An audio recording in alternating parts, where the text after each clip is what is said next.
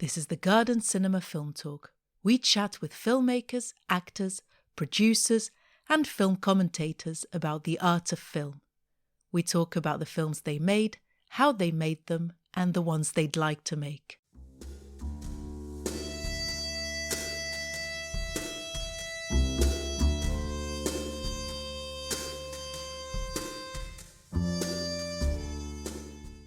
This week, we speak to Angela Allen, who has worked on the film sets of some of Hollywood's most celebrated films, including The Third Man, The African Queen, and The Dirty Dozen, for nearly 60 years, overseeing continuity, supervising scripts, and advising directors. Well, it's such a pleasure to meet you. And I gather you're a lawyer, aren't you, really, by profession? I was when I was young. I was at the bar. I used to practice in the courts with a wig and gown. And then I gave that up and started a book publishing business. And that went very well and became a global book publishing business, producing guides to lawyers all over the world's best lawyers, whether they're in Afghanistan or Siberia or China, anywhere. And the building was full of researchers who would be on the phone to lawyers all over the world. Wonderful. And that was successful. It was a bit dull, though, a bit boring. Anyway, I sold that, and I've now started the cinema. And well, I think you've made a very good job of it, and it's all very nicely we put a lot of effort in. Well, you certainly have. You can see it. A lot of attention. What a life in film you've had.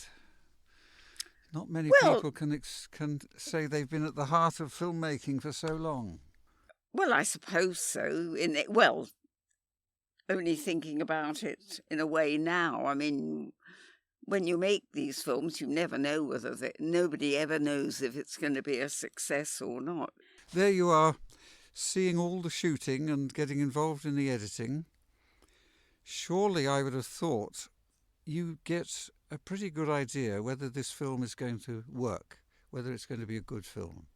At this age in my life, yes. But when I started, I was a junior. I trained at the Corder Studios. No, I mean, nobody ever knew, including the director. You always hope it's going to be a success, but it's an unknown quantity. Well, how involved did you get with the editing in the cutting room? Well, I was quite lucky that on The Third Man, I was on the second unit. And then when we came back to England, I used to take notes in the theatre with Carol and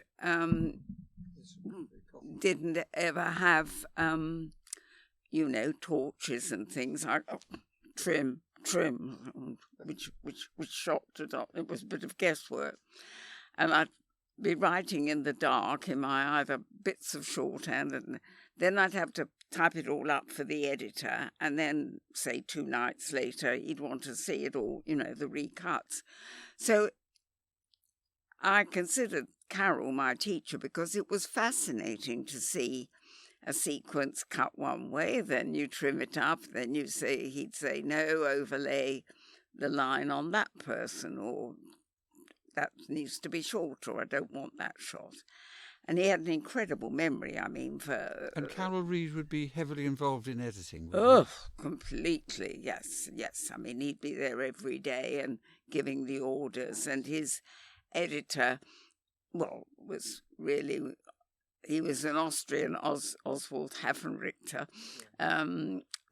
Completely under Carol's rule and domination. So he was, in effect, the editor?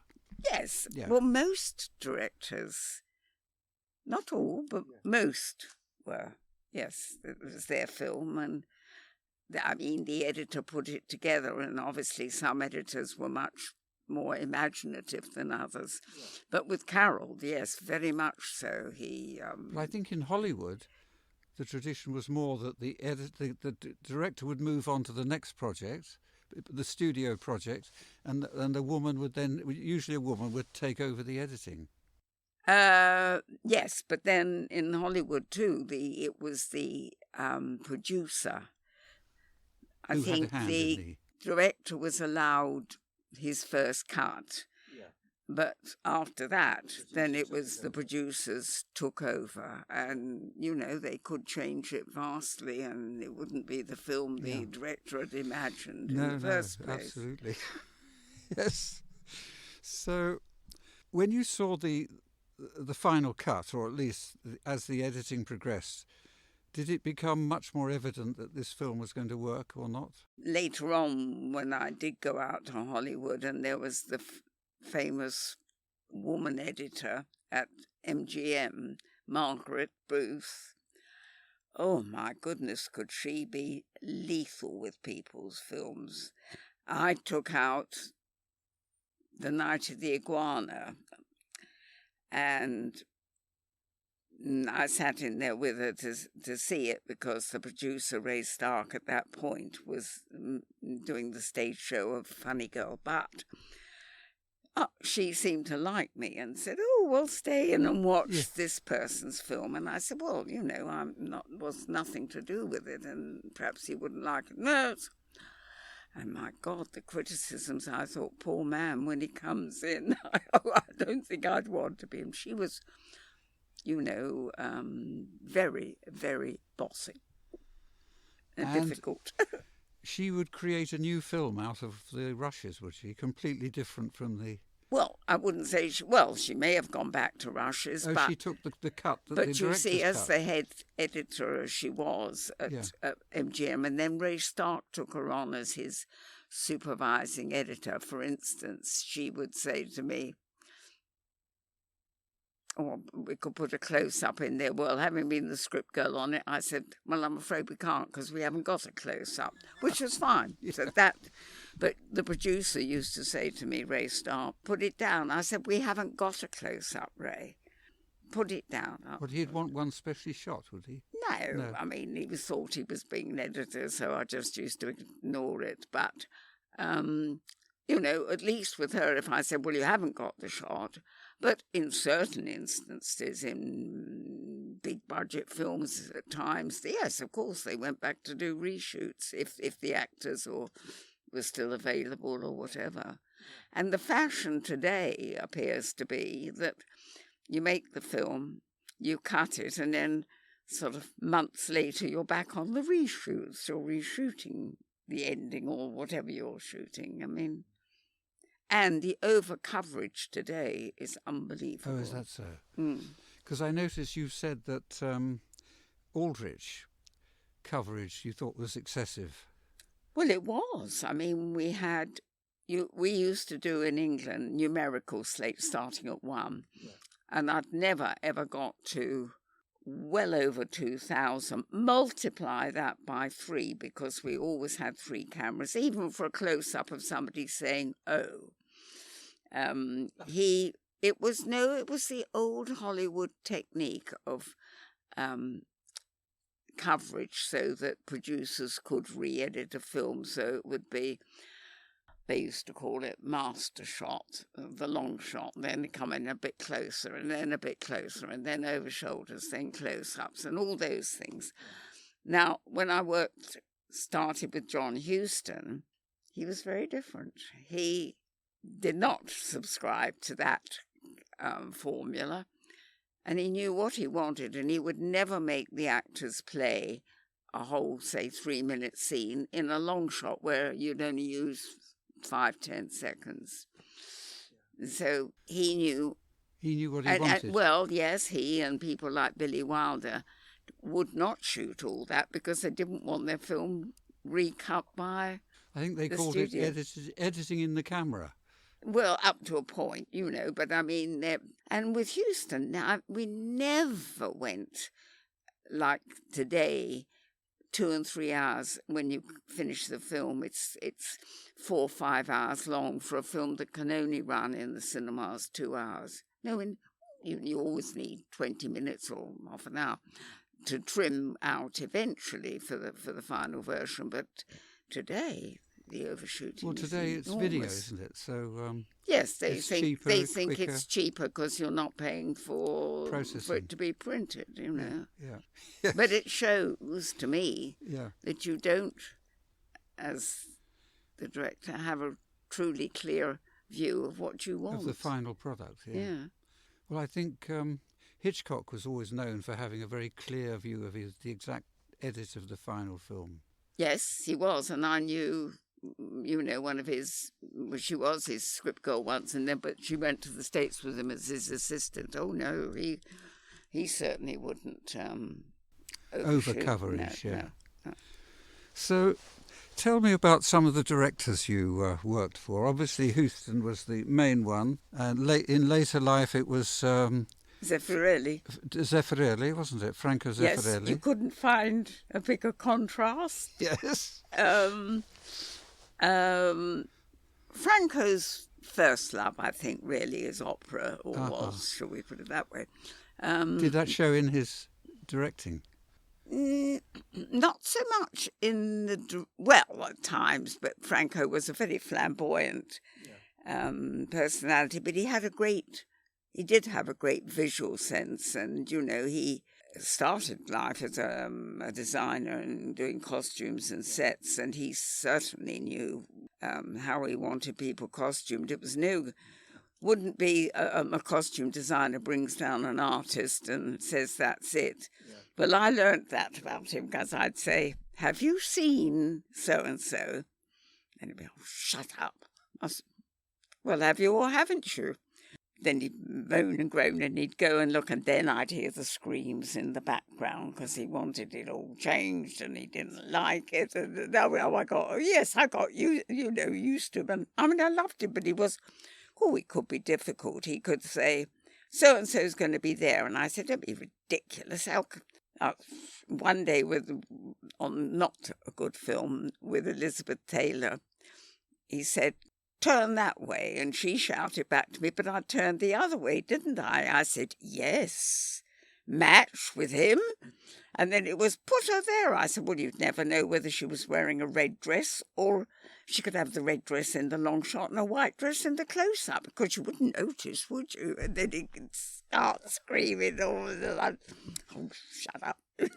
I mean, so he was but because he was very artistic and totally different type of thing. And I used to say, well, the best thing is, thank God if we're doing Shakespeare, because you cannot change the lines. Because he fancied himself a bit as a writer and say, well, in Italian. I said, but we're not doing it in Italian, and less is more. Yes. He was, completely. So you really stood up to the directors? I did, but not everybody does. Well, and not everybody would want me to. I mean, John appreciated Who appreciated that most? Huh? Which of them appreciated that most? Well, I suppose, in a way, Huston did, because if sort of, we'll put it this way, money producers came and they'd say, oh, what are you going to do? And he'd say, I think I'm going to go through it all with you. Go and ask her. She knows what I'm doing. And I could say to him when you were shooting a shot and after a take, well, that wasn't very good, or it was, too long, or somebody in the background was chewing a piece of straw, which I didn't expect him to notice. And, or that was too long, etc. Or we need another close-up, John, or we need this, or we need that. And, 9 times out of 10, he would agree with it. Yeah. Interesting. Tell me something, another question.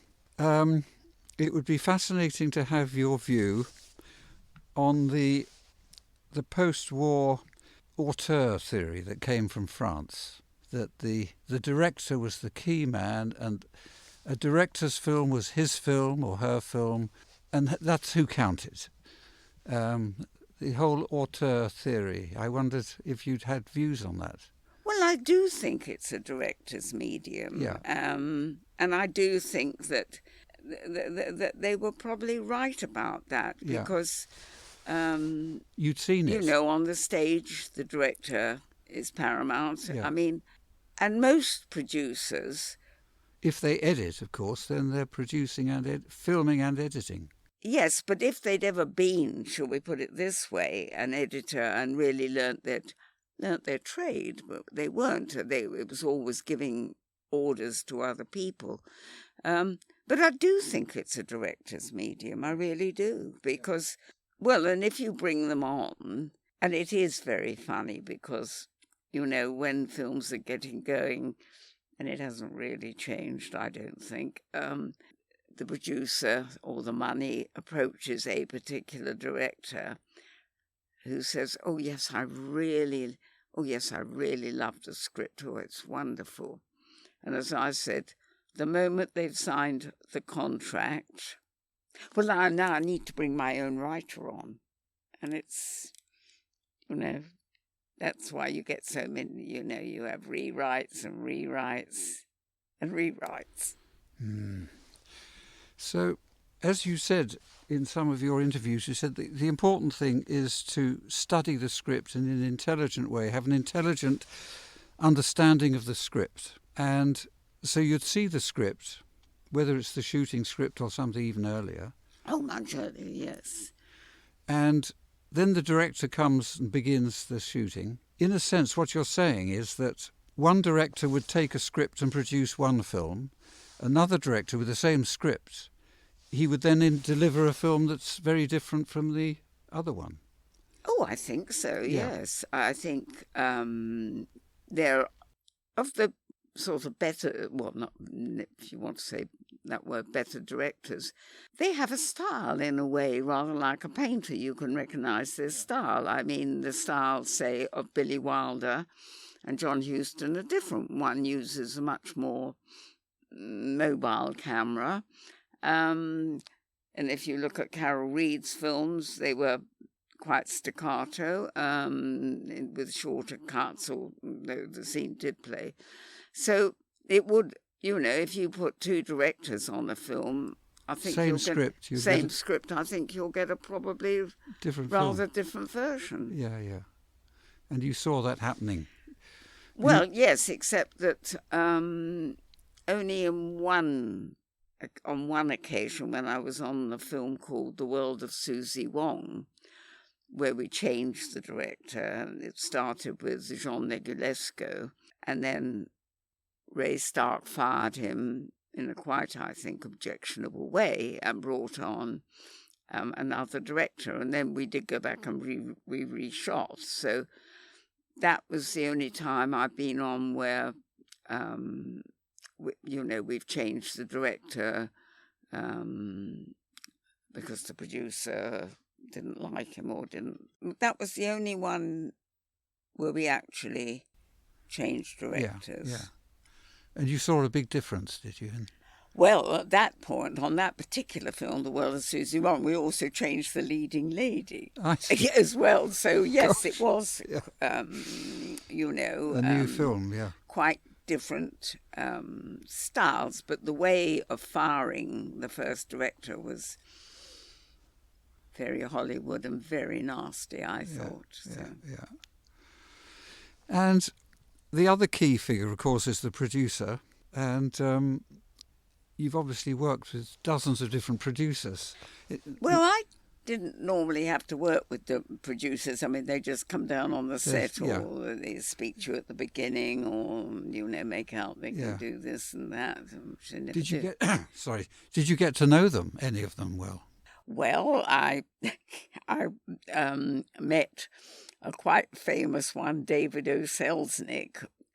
When John Huston was at one stage going to make a Farewell to Arms, and he got fired before we started.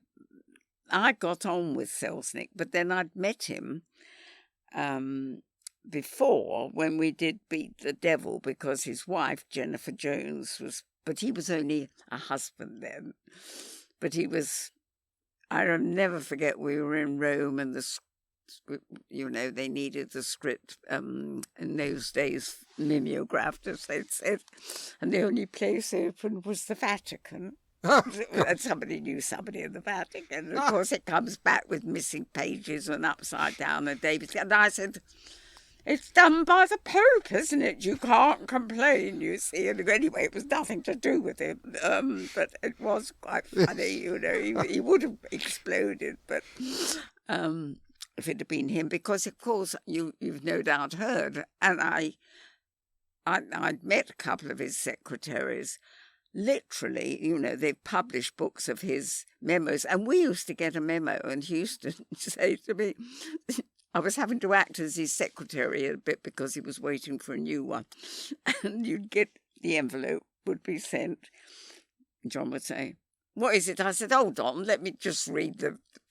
We'd have 16 pages on the fact that Jennifer Jones's toilet paper was to be pink, which was, nothing to do with the director. Himself? From Selznick? Oh, yes. Oh, well, you'd never get anything less than 10 or 16 pages for everything, you see. So I'd say, it's pink toilet paper. I'd go, so we'd been... But, oh, yes, you get these members. The poor secretaries used to go in there and take dictation for 4 or 5 hours. One would go out and another one would come in. And, I mean, there are published books of his memos. Oh, yes, that's what he was famous for. And what are the notable producers that you admired? Take the producers you most admired. I'm having a hard time. Directors, I could say, yes, I admired. But, Ray Stark most of them had been agents before they became producers. And on the whole, I would say they weren't necessarily the nicest of people. Oh, I never had to work for him. One only ever sort of said good afternoon, but was Corder. Yes, Corder was a true producer because, he'd been a director, he'd established the company, and he had tremendous charm. Well, he was Hungarian, wasn't he? Yes. Yeah. And what about Balkan? Well, I never worked at Ealing, so I know nothing about those. Yeah. Yes, Corder has a reputation. What about Spiegel? Sam? Oh, Sam. Oh, well, yes. Sam, I will say for Sam, no. As a producer, yes, he was probably the most intelligent producer. But he was a bit of a crook too, And when he took African Queen, I was having to work after the film as his secretary, and we were driving to the airport to put him on the plane, and I'd written all the checks, like £2 for the gas bill. And why? I said, well, I was so naive anyway. I didn't know. I said, well, I think if you don't pay it, they'll cut it off, you see. And I'd written all the checks for the people, £2 for the greengrocer or whatever. Crafty one, you see, takes it from me. Then he gets out at the airport, hands me back the portfolio. When he's gone inside the airport, I open it up. Half the checks aren't signed. That was Spiegel because he was a gambler, not a drinker, a gambler. And for want of a better word, a sort of whoremonger, if you like. But I used to get there. I was naive, and he'd say, when did you arrive? And I'd just seen somebody leave, so I'd say, no, just this minute I got here, you see. So I never had to see. He didn't want me to ever see the ladies, the different one probably every day. But anyway. He wouldn't have women in off the streets, though, would he? No. He'd have picked them up, I presume, at Les. He seemed to go to Les Ambassadeurs every night. Yeah. But listen, I'd no idea. You didn't ask. Well, or he may have picked them up. Call girls, I suppose they would have been. Yeah. But as a producer, I would say he was most definitely the knowledgeable one. He was the one he would argue with Huston on an artistic, not the money. This doesn't work, John. Do this, and he was right because the ending. Oh, I can remember hearing them shouting at each other about the ending, which was being rewritten, or things like that. But I would have said, he was definitely the most intelligent producer. And, years later, I literally bumped into him on the street in Madrid, and he was, very friendly and... Yeah. it was fine, because he was rich by then when he got with David Lean. David Lean gave him a very hard time. I think those two used to scream at each other. I'm sure. Yeah. That, interesting. Yeah. No, he sounded a very interesting character. Oh, he certainly was. On the film, he phoned me. This is, again, very funny. Now, with my credit, yes. Now, it's S.P. Eagle. That's right. E-A... Yes, Fred. Yes, Sam, I can spell Eagle. Because, you see... S.P. Eagle.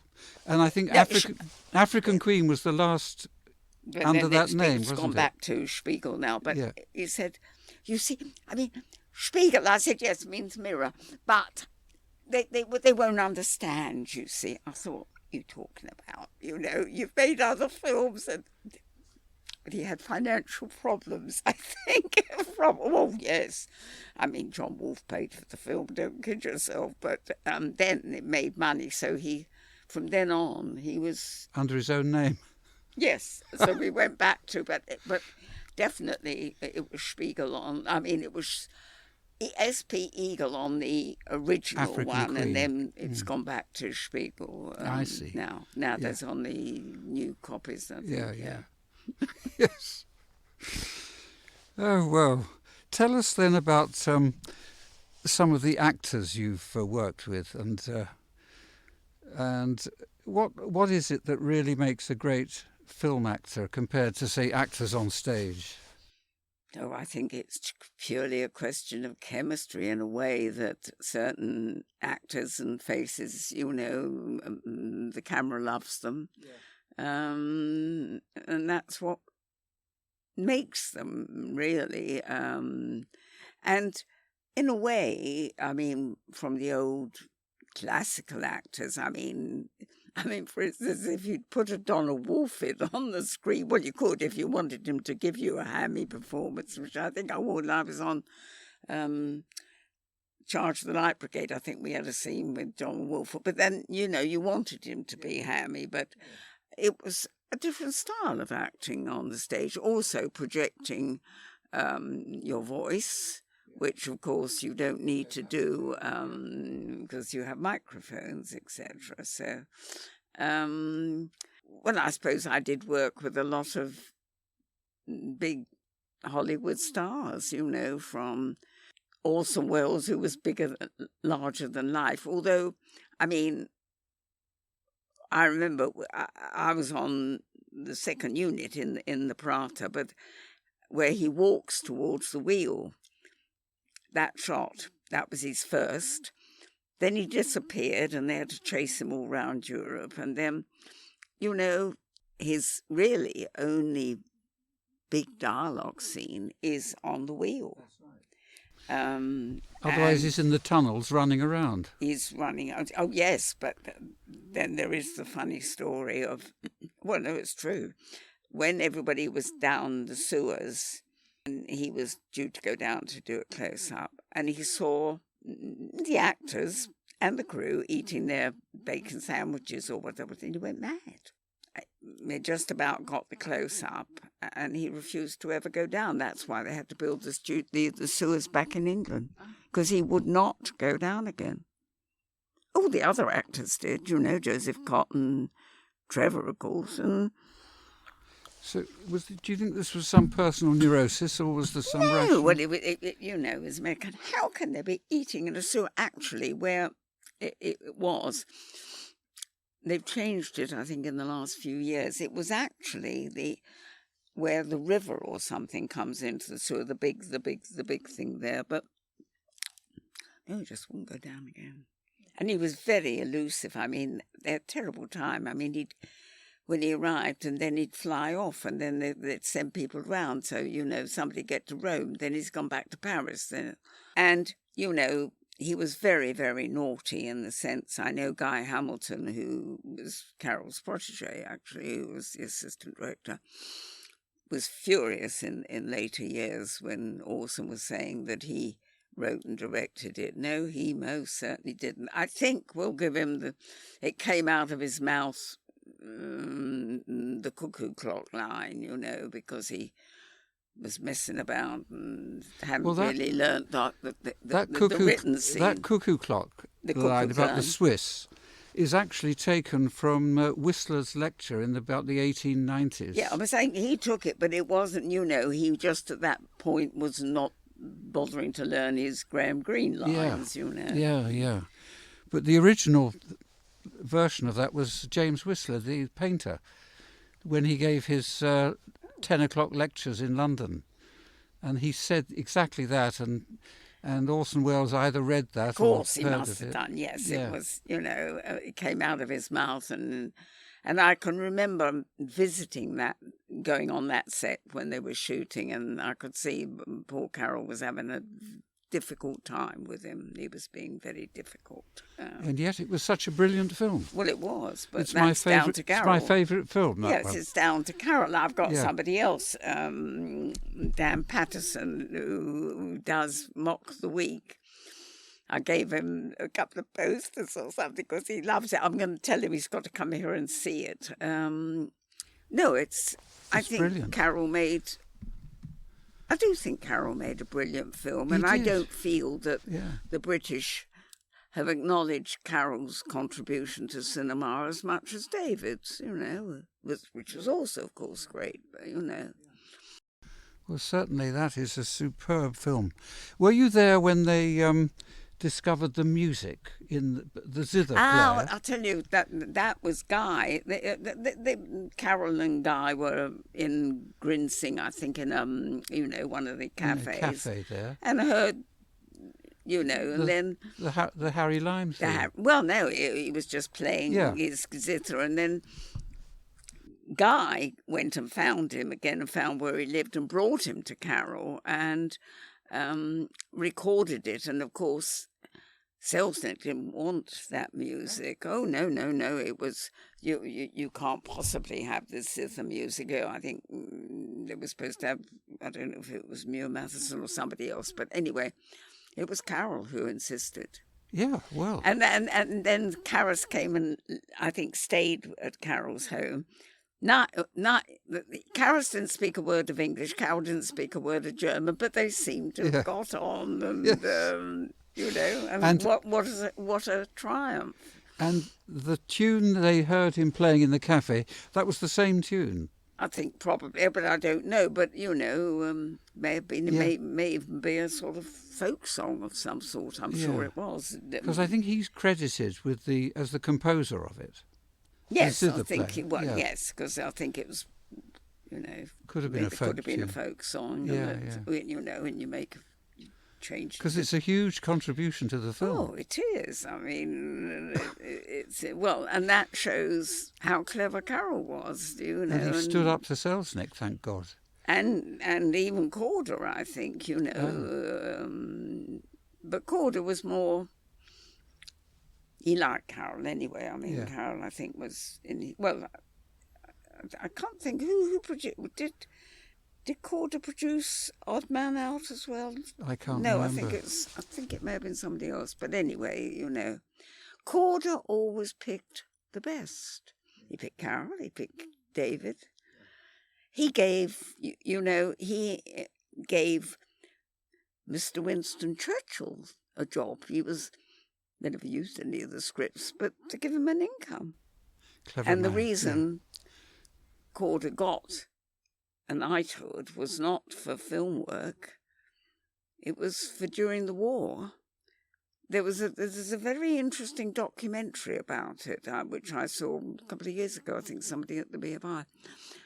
It was for his war work because the spies were put into the film offices to find out what was going on, and that's what he really got his knighthood for, because of course he'd been divorced, and in those days you couldn't be divorced and get a knighthood, but no, it was for his Churchill organised that for his war work. No, I mean, Corder was the trio, the brothers. I used to get lift home with Vincent, who was the art director, they were, completely different, I feel, to, a lot of the others. And then Zolly the two of them are directed, but then Zolly, stayed directing. But they were quite close as brothers too. Yeah. He made that South African film. Yes, yeah, Zolly. Oh yes, Yeah. About apartheid. Yes, The early days of apartheid. Yeah. And they made Four Feathers, the original Four Feathers. Ah, yeah. Yeah. Tell us about another interesting film, one of the later ones. Well, not that late, 60s. The last film of Marilyn Monroe. The Misfits. Yeah, because that's fascinating. You had Arthur Miller on set, and you had his wife on set, and you had all the problems going on. That must have been fascinating. Yes. And you had John Huston, your favourite director. Well, yeah, I mean, the reason Arthur had written the short story when he was waiting for a divorce from his first wife. Oh, is that so? Yes, while he was waiting in Reno. So wrote the short story, and then I can't remember. I don't know. Oh, and then his great friend Frank was in publishing at Random House, and to be the producer, who I liked Frank. He was a very nice man, and they approached John, and then when we started in Reno, as was John's wont, the poor writer had to rewrite everything every day, rewriting every the scenes. But in most cases, very often in the end, sometimes I'd been known to I said, I can't stand it any longer. There's the pencil, there's the paper, write it yourself, John. But, because that's where you could, but he would not pick up the pencil with Arthur. So poor Arthur's up there rewriting, and saying to me, I can't think of another idea. They had a secretary, but she wasn't, I didn't quite know the situation. When they had to rewrite, so I finished up having to type all the scripts for Arthur. So when John Huston decided it needed a rewrite...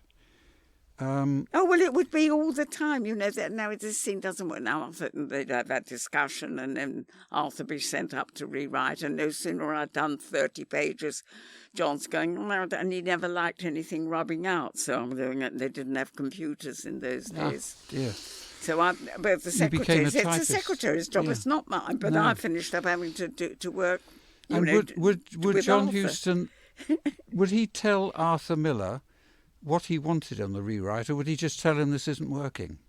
Oh, I'm sure that, I wasn't there for their personal, he would tell him what he wanted or what he felt it should be, and, and then it would, so it would go on.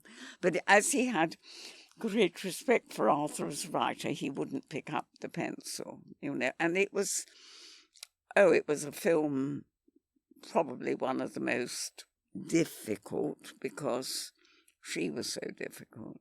And also the marriage, I was naive enough but didn't quite know that it was breaking up really from the very beginning, and it got steadily worse. And then she, of course, accused, one day she was being particularly difficult, and Eli Wallach picked her up on it, and she said, oh, she's putting on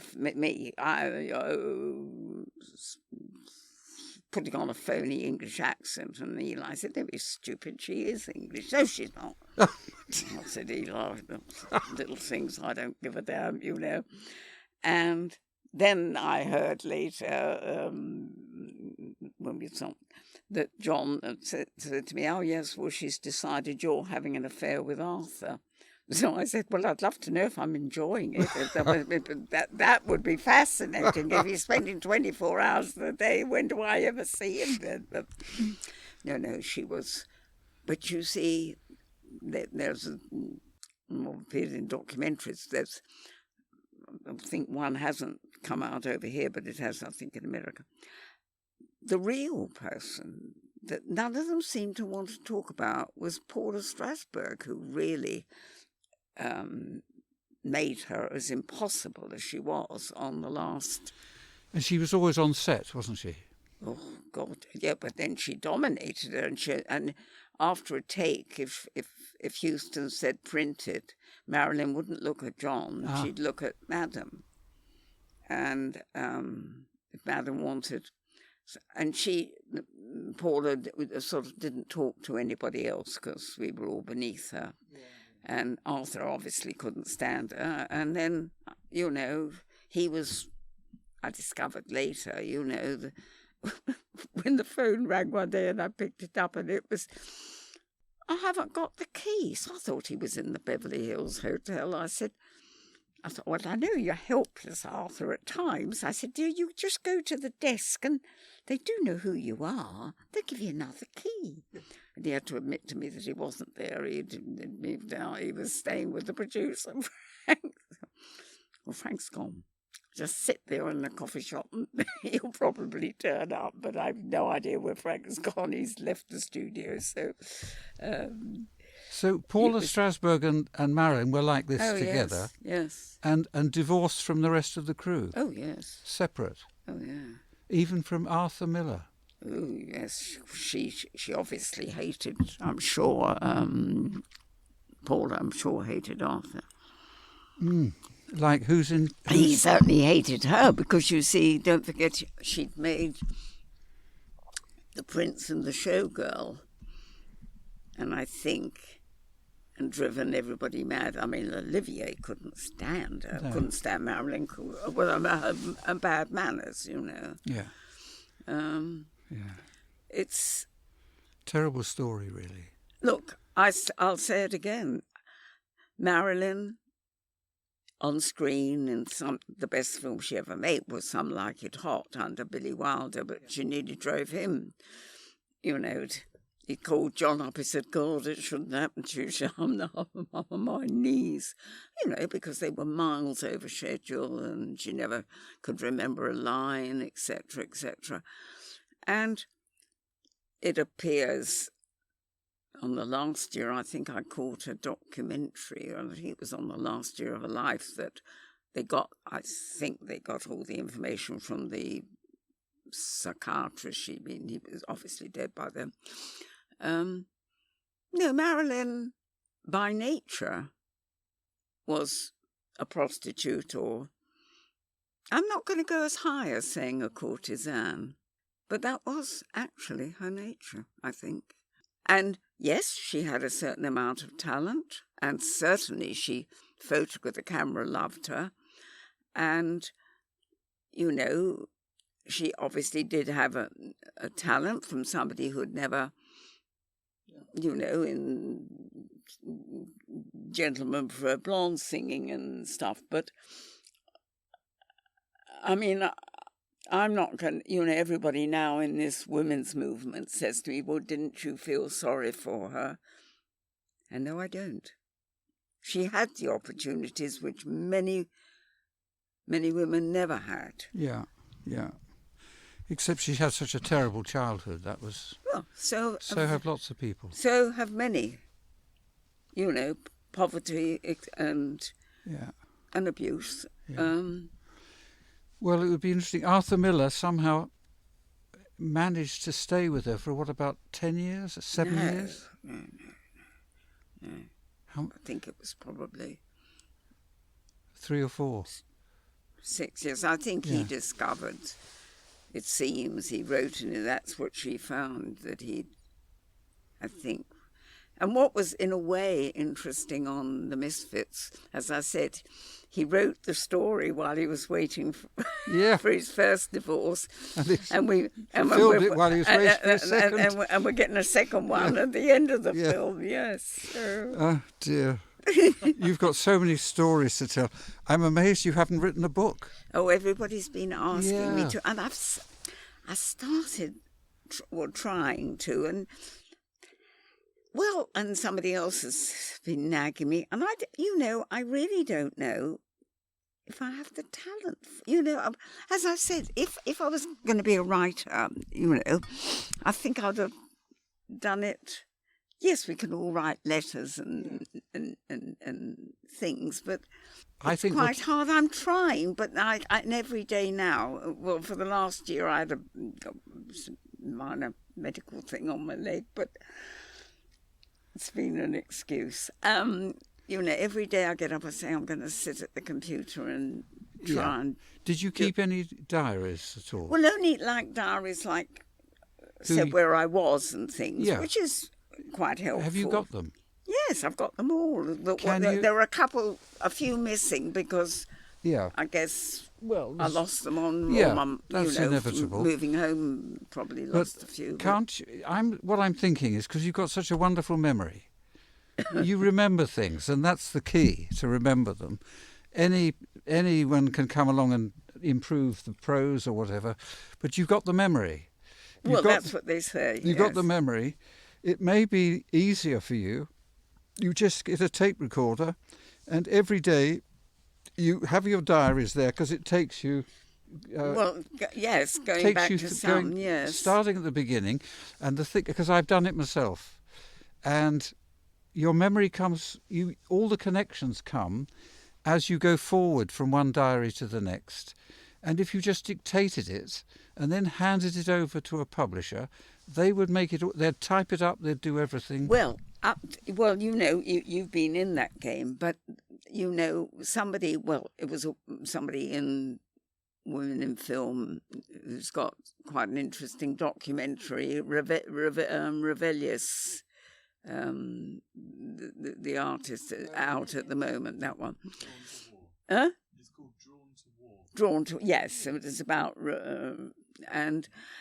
I knew her from sort of BAFTA, and she'd come around nagging, and she got hold of an agent, and I met with him, and I showed him what I had written, and he said, it doesn't have your voice, and I think I was, I think consciously or unconsciously I was thinking, I know to sell anything today, it has to be a kind of celebrity, so the more names you can drop in. But he said, I don't feel it's you so much. That's right. Well, I understand exactly what he means. He's right. Well, what I'd suggest is that the diaries just remind you of things, and one memory leads to another.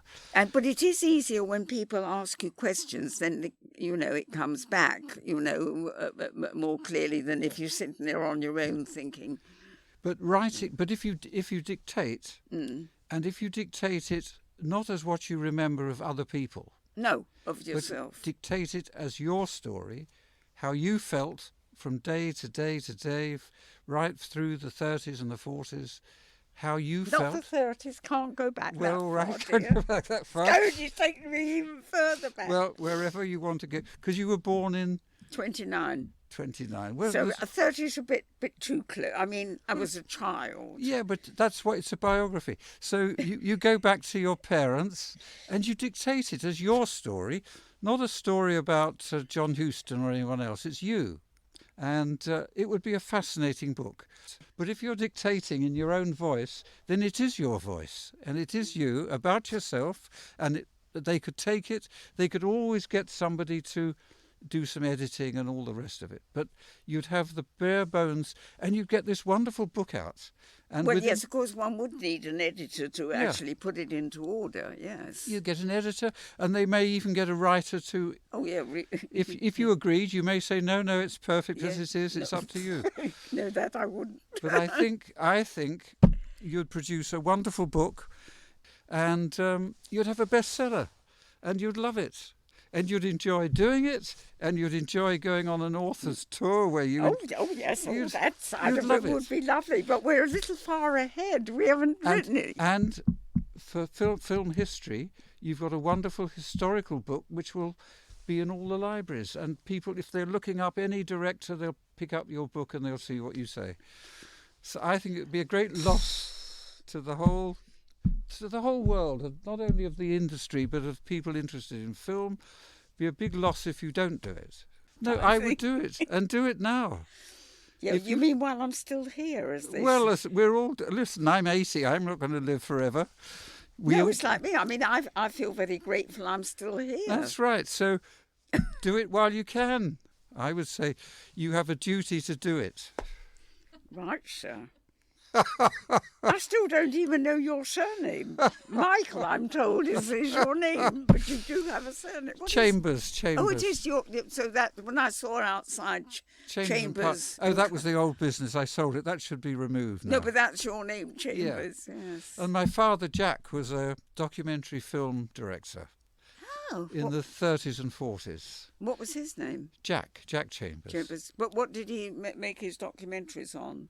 Oh, all sorts of things. But he worked with that group of documentary filmmakers in the 30s. What, like Grierson, Paul Rother, people like this. Yes, and Cavalcanti, yes, friend of his. So this group of people, it was a small group, and they made some great documentaries. And did you always want to sort of go into film? I got sidetracked into the law and then into publishing books. Are you still publishing? No, I sold the business. So now what I want to do, a cinema, and now I want to start making some films. As a producer? Yeah. Well, I think that's wonderful. Yes, why not? Yeah, so there we are. It's just a bit of fun. I'll experiment and see how it goes. Oh, that's incredible. Well, why not? This was the Garden Cinema Film Talk. You can find out more about the cinema screenings and seasons on our website, thegardencinema.co.uk, and follow us, send us comments and feedback on our social media, @The Garden Cinema. Thank you for listening.